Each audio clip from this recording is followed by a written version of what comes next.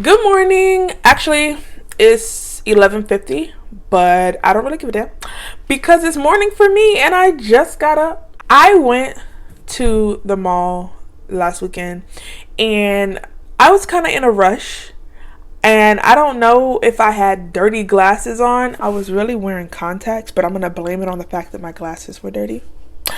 So yeah, my glasses just had all these smudges on them and I could not see clearly, and the lighting in Sephora was just crazy. Like, the lighting was crazy. So Sephora is not letting you have testers or really testings because of COVID, which I'm not really mad about because me, OG, veteran makeup person, can pick out my color a mile away, except for when my glasses have smudges and the lighting in Sephora is different. So I bought quite a few items. I bought a bronzer, I bought a blush, and I bought a concealer. And they are all for a very, very Michael Jackson version of me. And that's not something that I aspire to be. It's not something that we're aiming for. And so when I got home and tried to put it on, when I cleaned off my glasses and I got back in regular light, it was very Karen-y. It was very Karen-y. So we have to try again. And on top of that, to add insult to injury, because I am hurt, I bought a pair of jeans from American Eagle. And when I was in the fitting room, they were like super snug. They were perfect. I got home and I think the cashier did a little switcheroo because you know what? She was hating on my jeans. She was like complimenting them and they were the last pair. And she swore she would have grabbed it if she had seen it.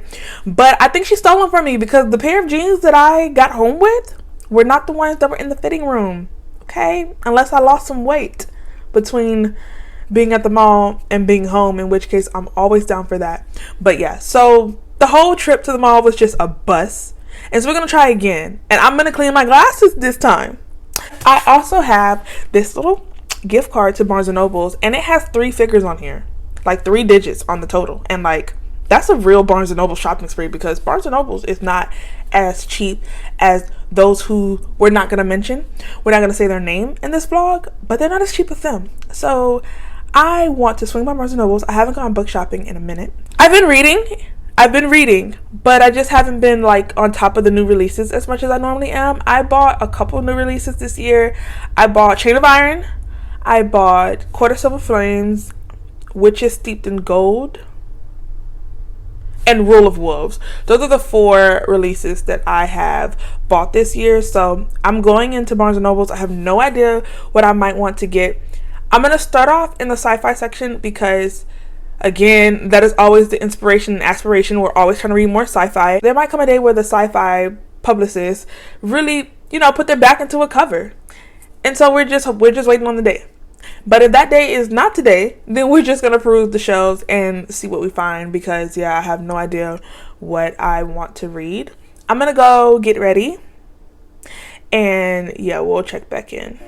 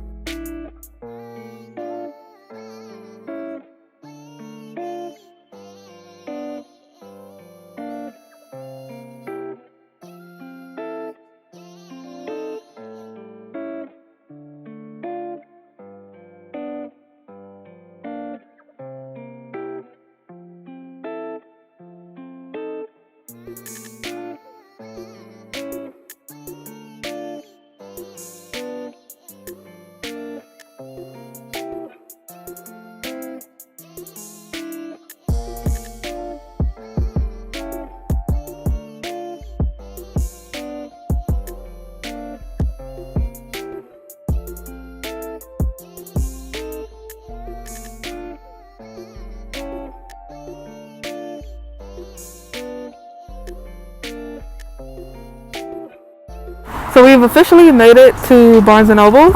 It's super windy, so we're gonna go inside because I'm cold.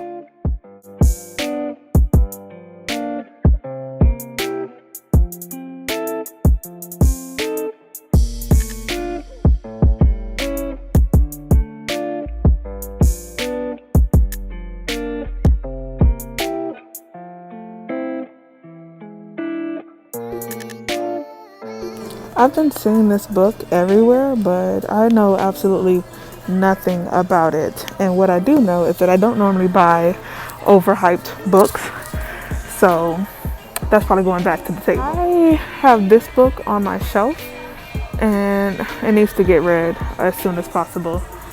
But so many books to read, so little time. Books are totally gonna be my new addiction because I recently watched the TV show and it was utterly amazing on Netflix, and I'm like fiending for more, so definitely gonna be reading this series super soon.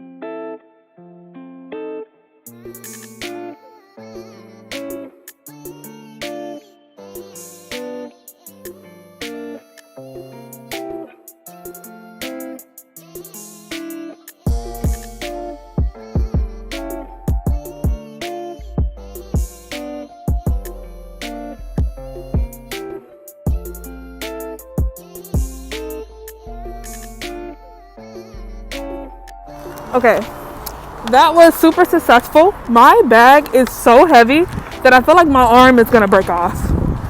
I definitely went over the budget that was on that gift card, but you know what happens when you go book shopping. Don't act surprised. I also had to stop by Starbucks because why not? So I really am pushing it as a military family. Every time we move, we have movers who move our stuff, and there's definitely a weight limit for how much our household items can actually weigh. And I know that like I'm probably over that weight limit with my books, but somebody just has to stay behind. Like my books must move. They have to come with us. So I might just have to start tossing clothes at this point, or some shoes, because the books go.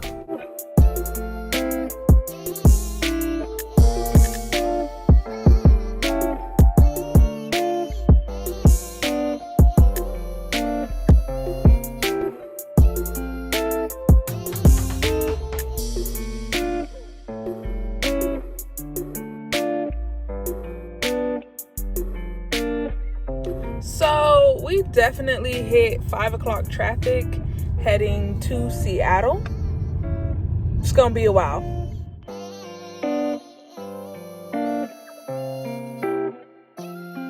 Okay guys, so this is our bag. It was a pretty hefty, heavy bag, but we managed to get it done. First up, we have The Hive, which I'm anticipating for this to be a 4 or 5 star read, and if it's not, it's a return. Those are our two options as always. Social media used to be out of control. People were torn apart by trolls and doxers, even hackers were powerless against it. But then came The Hive, a better way to sanction people for what they do online, cause trouble, get too many condemns, and a crowd can come after you and teach you a lesson in real life. It's safer, fairer, and perfectly legal. Entering her senior year of high school filled with grief over an unexpected loss, Cassie McKinney is primed to lash out. Egged on by new friends, she makes an edgy joke online. Cassie doubts anyone will notice. But the Hive notices everything. And as her viral comment whips the entire country into a frenzy, the Hive demands retribution. One moment, Cassie is anonymous. The next, she's infamous and running for her life. The Hive is a breathless race through the day after tomorrow, where online and real life are blurred beyond recognition, and social media casts ever darker shadows. This gives a literal sense to cancel culture, because instead of you being dragged or attacked online or canceled online for the things that you do, now you have a real life pitchfork mob mafia coming to your door looking for you. I mean, the synopsis of this one, and you guys know I barely ever read synopsis, and I just happened to be reading the synopsis of this one. I did read Warcross, and I absolutely love that. It's very different from Warcross, but it still gives the same vibe of people being consumed in online lives and it affecting their personal life. And I'm really excited to see this author bring cancel culture into a real life, tangible thing. I'm really looking forward to that. The next one that we got was pretty expensive for a book that I've never seen or heard of. This was a whopping $32, and I'm gonna just read y'all what it says. Full of dreams and nightmares, Honeycomb is an entrancing mosaic novel of original interconnected fairy tales. And I really like the art that's on this book, and there's also an illustration on the inner part. So I mean, the book is beautiful, don't get me wrong, for the price, but the toy maker wants to create the perfect wife, the princess whose heart is won by words, not actions, the tiny dog whose confidence far outweighs his size, and the sinister lace-winged king who rules over the silken folk. Dark, gripping, and brilliantly imaginative, these interwoven magical stories of a war between kingdoms will soon have you in their enthralls. It literally says imaginative, so I expect to be taken into a completely different world, and I expect to enjoy being there. I mean, the book is beautiful, so I'm not even really mad at the price. It's just, that's a lot of money to spend on a book that I have not seen or heard of before. I'm hoping that I can put this up there with my Starless Sea favorite type books, because it's hard to find books that really interweave magical stories like that and overlap them. It's a one-of-a-kind trope genre, and it's not attempted by everyone, but you never know. We'll see. The next book that I have is actually book 2 to a book that I have not read yet, and that book is going to be The City of Lies, and this book is Hollow Empire. And I'm not the best with synopsis, but I will read the synopsis of this book so it can kind of tell you what happened in the first book and what we can expect. It started with poison and rebellion. It continues with war and witchcraft. So the first book, again, poison and rebellion, and then this one is war and witchcraft. There's a deadly siege in Celesta that has awoken ancient spirits, and the city-state must find its place in the new world of magic. But people in politics are always treacherous, and it will take all of Jovan and Kalina's skills to save the city-state when witches and assassins turn their sights on domination. Poison was only the beginning. This book is also blurred by Robin Hobb, and the first book was blurred by John Gwynn and Kate Elliott. Adult type books normally meet my expectations a little bit more than YA books, so I felt more comfortable buying the second one, even though I haven't read the first one yet. And so just because they are anticipated 5-star reads, they have all of my favorite tropes: politics, war, witches, assassins. Like, it's just everything that I look for in a book all in one. So I'm hoping to like the series. I'm upstairs filming right now, so I don't have The City of Lies, but I will put a picture over here so that you guys can see what the first book looks like, and just keep in mind this is the second one. So that isn't the only book that I bought in a continuation. I also recently purchased the Red Rising series trilogy. They were on sale. They were like buy two get one free on Amazon, so I ended up getting all 3 books, and so I decided to go ahead and add the next 2 in the continuation series from that one. I'm gonna own all the books for a minute, just because those Red Rising books I bought a minute ago, and they are now outside of the return or exchange policy that Amazon has. So if I don't like them, I mean, they're just gonna have to sit on my shelf until I get rid of them. But I am anticipating that I'm gonna like them enough to keep them. And also, I'm the type of person where I don't like to leave series unfinished. If I don't finish a series, then I have DNF'd it. Like, even if I didn't love the first book, I always read the second and the third and the fourth, unless I absolutely hated the first book in a series, and so it's officially a DNF on the series at, like, in total. And so I've already purchased all 3 books in the Red Rising series, and as long as the first book isn't utterly terrible, which everybody loves this book, so I highly doubt it's going to be like that, I will read all the books. So it was totally worth it for me to go ahead and add the next 2. So next we have All Systems Red. I recently read the Wayward Children series by Shauna McGuire, and I enjoyed reading short, impactful stories, and I kind of want to start reading more short stories, novellas, to give me like a palate cleanse in between my bigger books. And I ran through those super fast. Like, I read all of the books, including the new one that just came out, in maybe 48 hours, like less than a weekend. I think I started on Friday night and I was done by like Saturday night as well. So like, I definitely marathoned those and read them all the way through.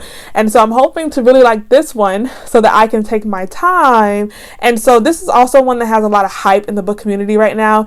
And we don't always jump on the hype trains, but it's just perfect timing that I'm looking for more novellas to read. And this one is just all the hype and all the rage right now. So looking forward to it, but we will see. The last one that I purchased was actually in my anticipated releases for last fall, and that is going to be Sky Hunter by Marie Lu. She is one of my favorite authors of this year so far. I read Warcross by Marie Lu and I enjoyed it so much. And so that's part of the reason why I went and bought the first one, which is The Hive, because when I was grabbing this book in the Marie Lu section, The Hive was literally right next to Warcross, and I just got such good vibes from both books that I went ahead and purchased The Hive.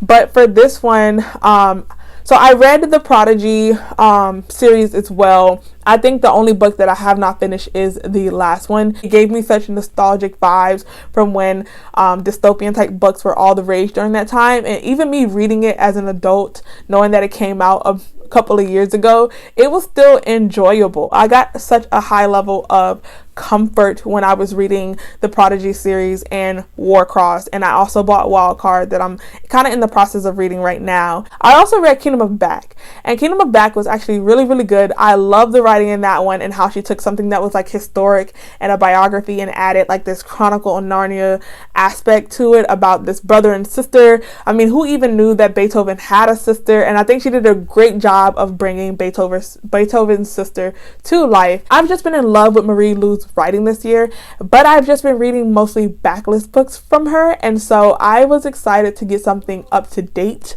that's more proof of where her writing is. There's already also a release date for the second book that I saw on her Instagram, so I'm looking forward to getting into a series as is being written by her so I can join her fandom and be a part of all the excitement, because I've just been enjoying Marie Lu on my own and I haven't had anybody to really converse with her books about, because I'm reading backlist books that most people have already read. So I'm looking forward to being able to join in on the conversations on her latest books. So yeah guys, this is our haul from our Barnes & Noble's trip, and I think I did a pretty good job. I'm actually excited about all of these books. So because I don't do dedicated reviews on my channel, if you guys want feedback from any one of these books specifically, definitely let me know in the comment section below. Also, if you know some short stories and novellas, I'm also looking for more recommendations in those, so leave those down below too. I'm going to try to keep my Instagram updated on the books that I'm reading now, but again, I don't